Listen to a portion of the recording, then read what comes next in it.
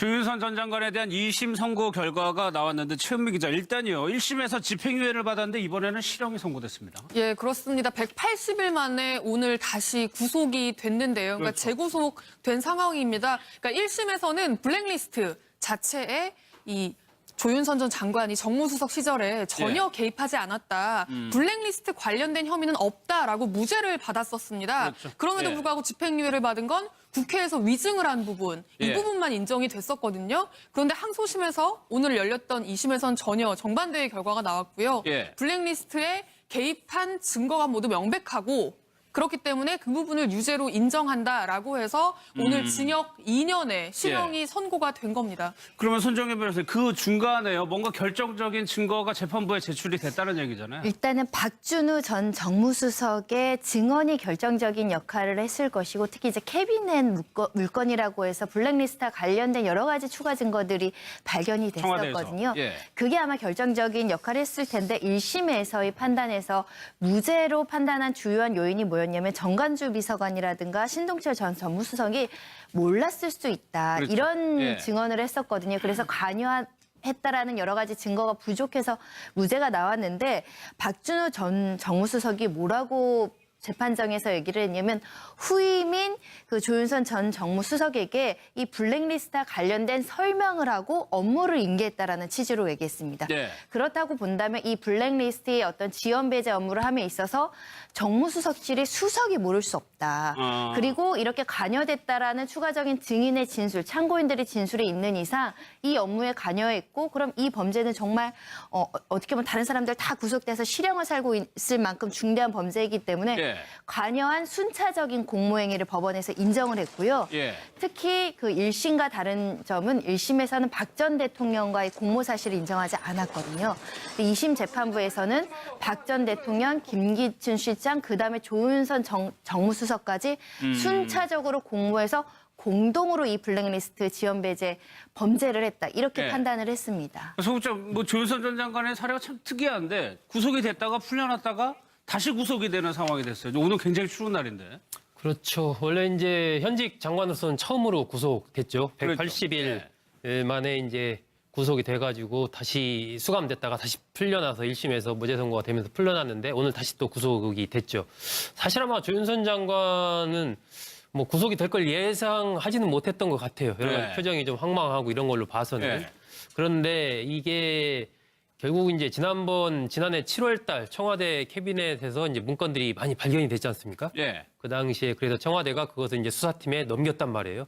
그것을 보다 보면 거기에 이제 문제단체 어떤 뭐 관리 방안 이런 내용이 들어가 있었고 그 부분을 이제 신동철 당시 정무비서관이 보고를 한 것으로 이렇게 나오고 또 지원 배제 뭐 이런 내용들 등등이 여러 가지 이제 조윤선 당시 정무수석과 관련된 문건들이 거기서 발견이 됐던 거죠. 그리고 또 하나 중요한 부분이 이제 손 변호사도 말씀하셨지만 박준우 전 정무수석이 1심에서는 잘 기억이 안 난다. 아마 조 전 수석이 그렇게 얘기했으면 조 전 수석 말이 맞을 것이다. 라고 조 전 수석의 진술에 힘을 실어줬는데 2심에는 말을 바꾼 거죠. 그게 아니고 내가 확실히 인수인계를 했다. 이렇게 됐기 때문에 조 전 장관으로서는 뭐 상당히 불리한 상황에 처하게 된 거죠. 관련해서 좀 메모 하나가 좀 보도가 됐는데 최무게 이 메모가 워낙 좀 축약적으로 돼 있어가지고 일단 어떤 내용입니까 이게? 그러니까 뭐 최순실 씨가 작성한 메모고요. 이거를 그 조카 장시호 씨가 그 최순실 씨의 가방에서 발견해서 사진으로 찍어뒀던 거라고 합니다. 거군요. 이걸 뒤늦게 자신의 이메일에서 발견을 해가지고 검찰에 제출을 하면서 이게 이제 중요한 증거가 됐는데 보시면 2016년 5월에 작성이 된 거고요. 최순실 씨가 쓴 건데 환경부 장관 가로치고 현 차관이라고 돼 있고요. 문체부 장관 가로치고 조윤선이라고 돼 있습니다. 그리고 이제 뒤에 정책수석, 비서실장, 농림부 차관 이렇게 돼 있는데 실제로 저 메모가 작성됐을 때 저 자리들이 막 바뀌거나 바뀔 예정이거나 하는 자리들이었다는 거죠. 그리고 저 메모가 작성되고 나서 4달 뒤에 실제로 조윤선 정무수석이었던 사람이 장관이 됐고요. 그리고 환경부 장관은 현 차관이라고 써있는데 현 차관이 되지는 않았었어요. 당시 차관이. 그런데 이제 마치 현 차관을 염두에 두고 있는 것처럼 메모는 보이죠. 그리고 정책수석, 비서실장, 그리고 농림부 차관은 실제로 저 즈음에 다 바뀌었고요. 사람이 새로. 그러니까 저 메모만 봤을 때 최순실 씨가 입각도 되지 않은 어떤 조윤선 장관이 될 거라고 걸 알고 있었다라는 의미잖아요. 그러니까 내정 사실을 미리 알았거나 아니면 한 발 더 나아가면 직접 최순실 씨가 추천을 했을 가능성까지 있다. 지금 이렇게 지금 검찰에서 보고 있는 겁니다. 소국장님, 뭐 저희가 이런 걸 워낙 많이 봐가지고 근데 석 달 전에 후임 장관을 적어놨다는 거는 본인이 이렇게 내심 마음에 든 사람을 적어놨다는 게 타당하지 않을까요? 지금까지 쭉 보면 이제 최순실 씨가 여러 명의 그 정부 장관이라든지 청와대 수석이라든지 또 정부 공공기관장을 추천했던 것들이 그동안 나왔지 않습니까? 예. 그러니까 저 정도 지금 임명되기까지 보면 2016년 5월 메모고 임명된 건 2016년 9월이니까 사실상 한 4개월 정도 차이가 있단 말이죠. 그에 앞서서 최순실 씨가 저런 메모를 했다라는 것은 그 당시에 이미 저런 부분이 논의가 돼서 그걸 예를 들면 최순실 씨가 메모를 했다라고 보기보다는 예. 최순실 씨가 나름대로 생각하는 앞으로는 이런 식이 돼야 된다라는 관점에서 본인이 메모했을 가능성이 더 높은 게 아니냐. 예. 실제로 그렇게 좀 볼 수 있을 것 같고요. 실제적 시점상으로 보면 정책수석, 비서실장, 농림부 차관 전부 다 그 2018년 6월 달쯤에 다 임명이 되거든요. 비슷한 시기에. 그러니까 시기가 비슷합니다. 비슷하고 조 전 장관은 조금 뒤로 가고 환경부 장관도 이제 다른 사람이 임명되긴 했지만 전체적으로 본다면 이 최순실 씨가 상당히 이 국정 운영, 특히 인사에 예. 여러 개 개입한 것 아닌가를 보여주는 또 다른 또 증거가 아닌가 그렇게 생각이 됩니다. 알겠습니다. 다음 사건으로 좀 넘어가겠습니다. 키워드 보겠습니다.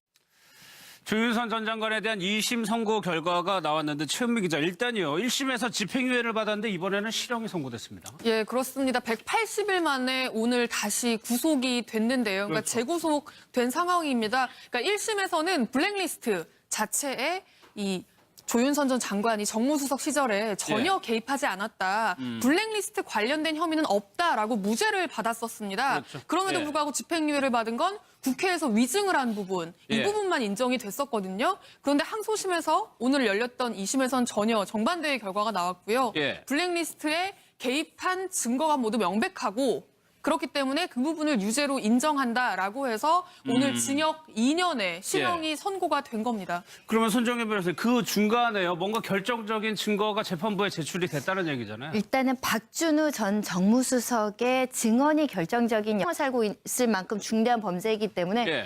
관여한 순차적인 공모행위를 법원에서 인정을 했고요. 예. 특히 그 1심과 다른 점은 1심에서는 박 전 대통령과의 공모 사실을 인정하지 않았거든요.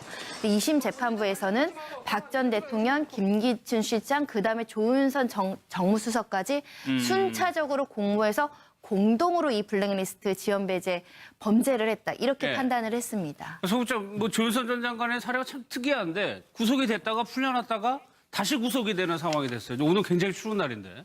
그렇죠. 원래 이제 현직 장관으로서는 처음으로 구속됐죠. 그렇죠. 180일 만에 이제 구속이 돼가지고 다시 수감됐다가 다시 풀려나서 1심에서 무죄 선고가 되면서 풀려났는데 오늘 다시 또 구속이 됐죠. 사실 아마 조윤선 장관은 뭐 구속이 될 걸 예상하지는 못했던 것 같아요. 여러 가지 네. 표정이 좀 황망하고 이런 걸로 봐서는. 네. 그런데 역할을 했을 것이고 특히 이제 캐비넷 물건이라고 해서 블랙리스트와 관련된 여러 가지 추가 증거들이 발견이 됐었거든요. 청와대에서. 예. 그게 아마 결정적인 역할을 했을 텐데 1심에서의 판단에서 무죄로 판단한 주요한 요인이 뭐였냐면 정관주 비서관이라든가 신동철 전 정무수석이 몰랐을 수 있다. 그렇죠. 이런 예. 증언을 했었거든요. 그래서 했다라는 여러 가지 증거가 부족해서 무죄가 나왔는데 박준우 전 정무수석이 뭐라고 재판정에서 얘기를 했냐면 후임인 그 조윤선 전 정무수석에게 이 블랙리스트와 관련된 설명을 하고 업무를 인계했다라는 취지로 얘기했습니다. 네. 그렇다고 본다면 이 블랙리스트의 어떤 지원 배제 업무를 함에 있어서 정무수석실이 수석이 모를 수 없다.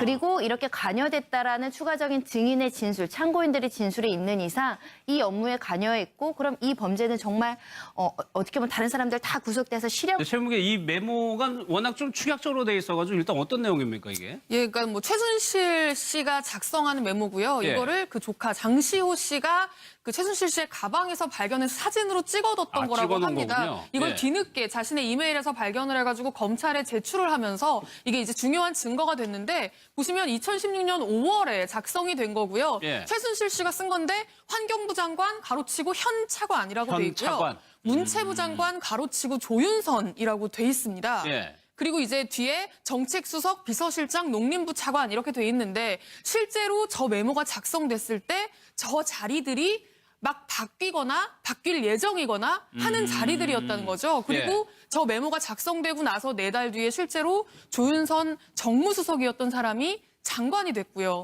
그리고 환경부 장관은 현 차관이라고 써 있는. 네, 이게 결국 이제 지난해 7월 달 청와대 캐비넷에서 이제 문건들이 많이 발견이 됐지 않습니까? 그 당시에 그래서 청와대가 그것을 이제 수사팀에 넘겼단 말이에요. 그것을 보다 보면 거기에 이제 문제단체 어떤 뭐 관리 방안 이런 내용이 들어가 있었고 그 부분을 이제 신동철 당시 정무비서관이 보고를 한 것으로 이렇게 나오고 또 지원 배제 뭐 이런 내용들 등등이 여러 가지 이제 조윤선 당시 정무수석과 관련된 문건들이 거기서 발견이 됐던 거죠. 그리고 또 하나 중요한 부분이 이제 손 변호사도 말씀하셨지만 박준우 전 정무수석이 1심에서는 잘 기억이 안 난다. 아마 조 전 수석이 그렇게 얘기했으면 조 전 수석 말이 맞을 것이다. 라고 조 전 수석의 진술에 힘을 실어줬는데 2심에는 말을 바꾼 거죠. 그게 아니고 내가 확실히 인수인계를 했다. 이렇게 됐기 때문에 조 전 장관으로서는 뭐 상당히 불리한 상황에 처하게 된 거죠. 관련해서 좀 메모 하나가 좀 보도가 됐는데